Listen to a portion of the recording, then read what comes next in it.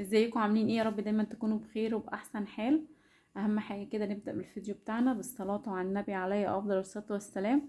وكمان اهم حاجة تانية ان انتوا تعملوا منشن للفيديو دوت عشان خاطر الناس كتير تستفاد منه. خصوصا ان اليومين دول ساقعة، فاي حد عنده جاكيت عايز يضيقه عايز يوسعه هيبدأ ان هو يطلعه ويبص فيه.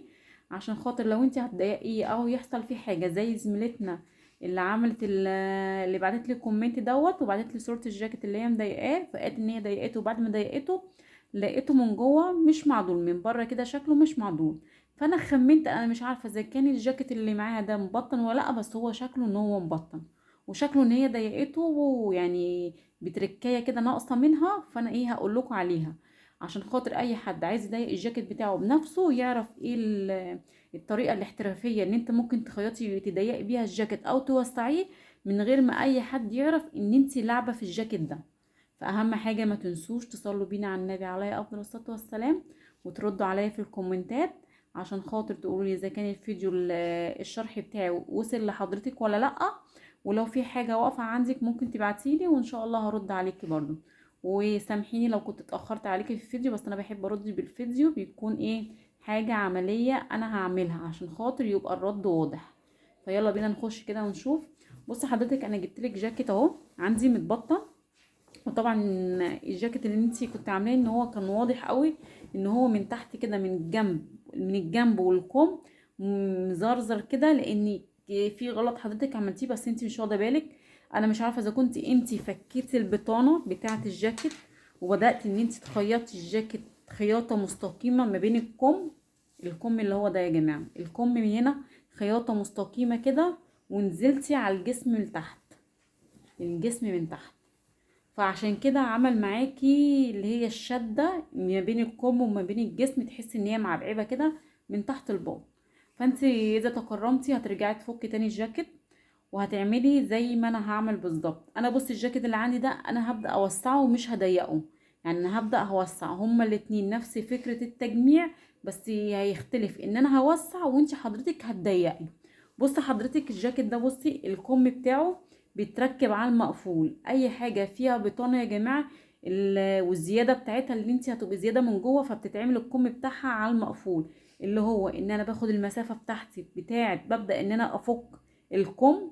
بصي هبدا ان انا كده في الجسم زي هنا كده، هبدا معاكي من الاول كده، هبدا من الجسم كده من ناحيه البطانه اهي، لسه البطانه ما اتقلبتش ولا اي حاجه، والجاكيت بتاعي اهو. ببدا كده في خياطات هنا في البطانه بتاعتي زي ما باين لحضراتكم كده، ببدا افتح بتاع 10 ل 15 سنتي في اي خياطه من الجنب كده. يا ريت بس تبقى ايه من جوه، تبقى ايه من الجنب، ما تبقاش ايه في القصات بتاعه الصدر، عشان الجاكيت لو اتفتح ولا حاجه مفيش حاجه تبان فيه. فاجي من الخياطه بتاعه الجنب كده بفتح بتاع 10 او 15 سنتي، وابدا اطلع معايا الجاكيت من جوه. بصي حضرتك انا هقلبه تاني، هوقف الفيديو هقلبه عشان خاطر الفيديو ايه ما يطولش عليكم.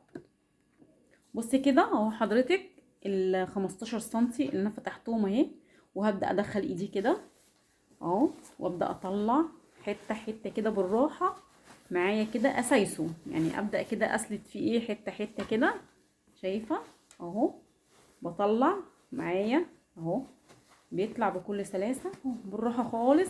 هتقولي لي ال10 سنتي دول هيقلبوا الجاكيت كله؟ اه هيقلبوا الجاكيت كله، بس انت بتقلبي جزء جزء، ما بتقلبوش كله مره واحده، وهتلاقي الجاكيت معاكي كله على الظهر اهو. بصي حضرتك بقلب حته حته كده اهو، بدخل ايدي كده من جوه وابدا اسلك كده بالراحه خالص اهو كده. طبعا انا عندي هنا اهو كم اهو التاني، ابدا برضو كده هطلعه. بصي كده اهو، بسم الله اهو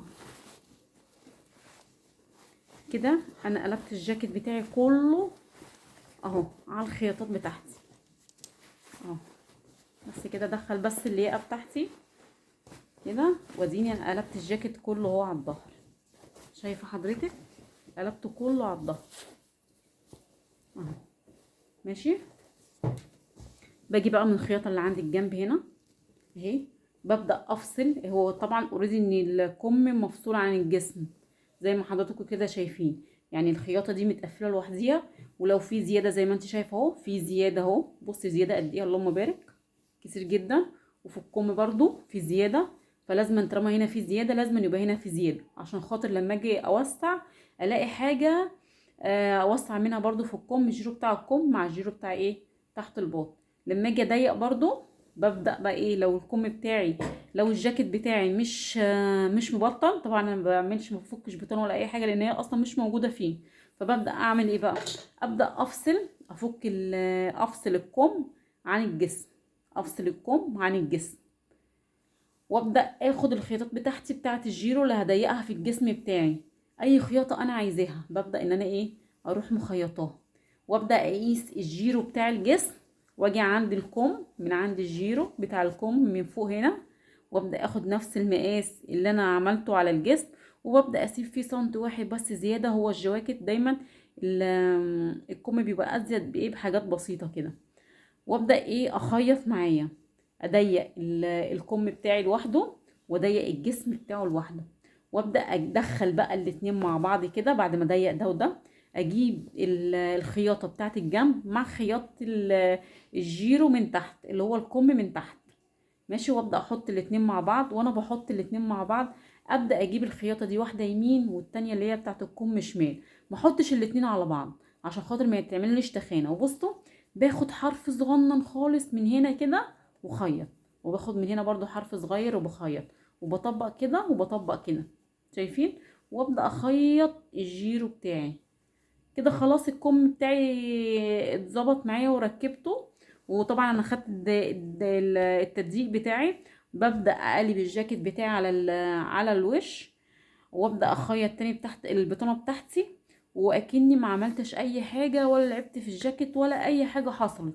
طب انا عايزة اوسع الجاكيت، هتبدأي برضو تعملي، هتفكي الكم ده من الجسم الاتنين مع بعض، وهتبدأي بقى ايه تشوفي المسافة اللي حضرتك عايزاها هتوسعها قد ايه، وترجعي ايه توسعي من هنا لهنا.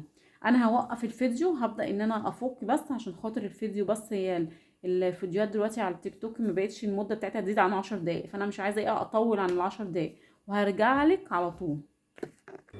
بصي حضرتك اهو، انا فكيت عشان انا خاطر انا هوسع، ففكيت الخياطة بتاعتي اللي هنا. وخلي بالك لما تضيقي او توسعي لازم يكون في الجنب او في الكم خياطه واحده بس، ما تعمليش كذا خياطه جنب بعض عشان برضو ما يعملكيش الكشكشه او الحاجه تلم منك من الجنب. فانا هحط الاتنين كده على بعض، وفكيت برضو الكم حته من هنا وحته من هنا. ما بفكش الكم كله، انا بفك حته من ناحيه الشمال ومن ناحيه اليمين كده، على اساس اذا كنت هضيق ولا هوسع. وابدا اخد الخياطات بتاعتي وابدا اجمع. انا هنا كده هبدا ان انا اوسع معايا. طبعا الخياطه بتاعتي كانت هنا، هشوف انا هوسع قد ايه، 2 سم 3 سم زي ما انا زي الحاجه اللي انا هضيقها لغايه المكان اللي انا عايزاه، وهرجع لكم تاني. بصي كده حضرتك، انا بدات ان انا إيه ان انا وسعت. انت بقى طبعا هتكوني ضيقتي من هنا الخياطه بتاعت الجنب، وضيقتي زيها بالظبط نفس الخياطه اللي في الجيرو بتاع الكم، بس هتسيبيه واسع يعني حاجات بسيطه، مش هتضايقيه بالظبط. وبعد كده هنرجع بقى نعمل ايه. خلي بالك انت لو بتضيقي جاكيت حريمي، يبقى وانت بتضيقي هتعملي حساب الخصر الوسط، ان انت بتيجي ايه مش بتنزلي ستريت كده خط مره واحده، لا بتنزلي مع التقسيمه بتاعه ايه الوسط. انما لو رجالي طبعا بتمشي ايه خط مستقيم، ما بتعمليش فيه اي ايه كيرف بتاع الجنب وخلاص، ماشي. هنا بقى طبعا كده ببدأ انا اجيب الكم بتاعي زي ما انت حضرتك شايفة مع الخط بتاع الجنب، يعني خط الكم عندي مع خط الجنب، وابدأ احط الاتنين كده على بعض زي ما انت حضرتك شايفة كده، يا رب يكون واضح. وابدأ اجيب معايا دي الحتة دي شايفاها، بعملها كده كده، شايفة كده. وابدأ برضو الف الناحية التانية بتاع الجنب اعملها كده حتة صغننة، العكس ايه العكس التاني كده، واحدة كده واحدة كده. انا بمشي ايه على الطرف ده، انا بمشي على الطرف ده، ما بعملش الحتة دي كده وامشي عليها، عشان لو عملت كده حتة كده ومشيت عليها برضو هيطلع لك نفس العيب اللي طلع مع حضرتك. فانتي بتعملي دي كده اهي، وبتمشي ايه عليها، وبتعملي برضو التانية نفس الحتة كده، وبتمشي عليها حتة كده صغننة، ملكيش دعوة خالص بدي، دي بتسيبيها طايرة كده. تعالي اوري لحضرتك. هنقول مع بعض بسم الله كده اهو، وابدا اشوف انا وقفت فين عند الخياطه بتاعتي بتاعت الكم اللي انا فكيتها، وابدا ايه امشي عليه بسم الله كده اهو. وابدا كده بقى ايه اقف كده عند ايه الخياطه، الاتنين المفروض يجوا قد بعض، لان انا عملت المسافه واحده وسبت ايه فيها حاجات بسيطه قوي. يعني سبت الكم الجيرو بتاع الكم واسع، يعني ايه حاجه وبسيطه، يعني حاجات بسيطه مش بسيبها كتير. وابدا اعمل الحركه اللي انا قلت لحضرتك عليها كده، وابدا بقى ايه امشي على الخياطه بتاعتي اهي كده بسم الله كده. واهو والف ايه الكم بتاعي كله كده بسم الله كده بسم الله اهو.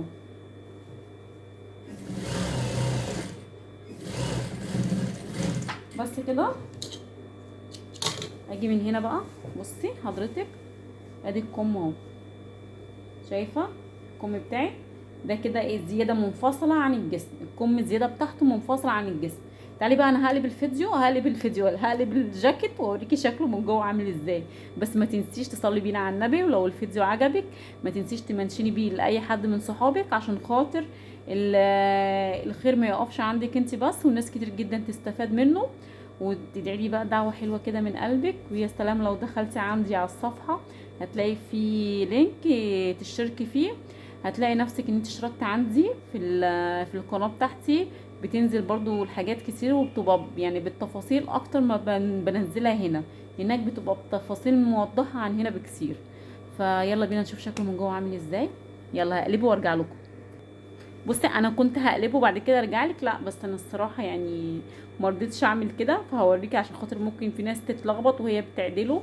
بصي حضرتك انا دخلت كده دراعي برضو من ناحيه السيليا، وادخلها كده في الكم زي ما انت حضرتك شايفه، اللي هو مش السيليا، الكم اللي هو الكوخ ده كده عندي القماشه يعني مثلا. وابدا كده اقول بسم الله واطلع بالراحه كده اهو. بصي كل حاجه بالراحه، يعني ايه سايسي وانت شغاله، يعني مش لازم تعملي الحاجه ايه بعصبيه. وهاجي برضو عند الاتجاه التاني بتاع الكم وابدا كده اهو.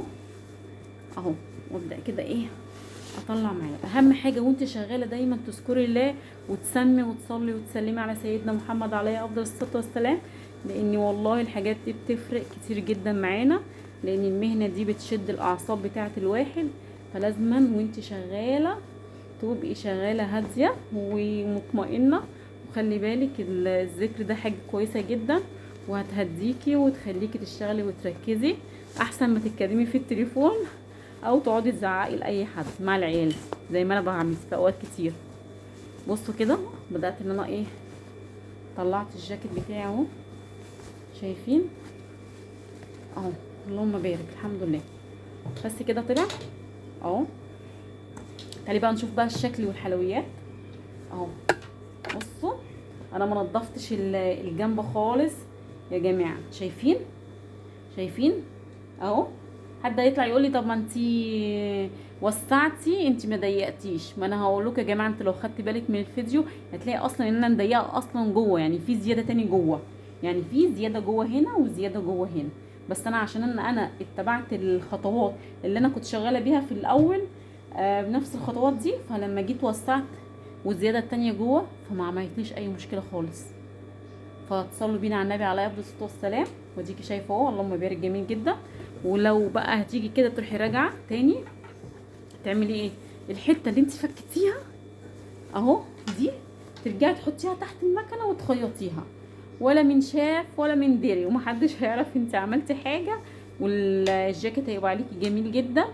وتنسيش بقى دعوه حلوه وطبعا يعني مش عايزاكي تزعلي مني لو كنت اتاخرت عليكي في الرد. وسلام.